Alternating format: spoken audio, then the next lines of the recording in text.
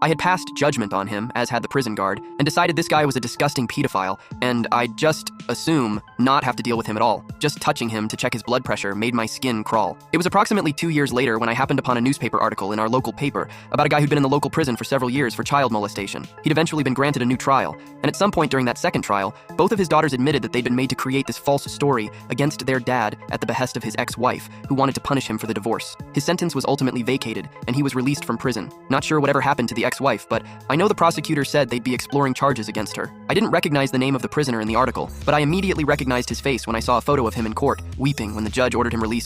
He was the same prisoner I'd transported 2 years before and had treated like crap. The guilt I felt at that moment was overwhelming. I wanted to find a way to contact him, to apologize, if he'd even remember me. I wonder to this day whether he was ever able to repair his relationship with his kids, or whether he was ever able to repair his life. The guy spent some 7 years in prison, based on a bullshit charge that his ex-wife put their young kids up to. It's a horrific thought, and it still haunts me to this day. Subscribe.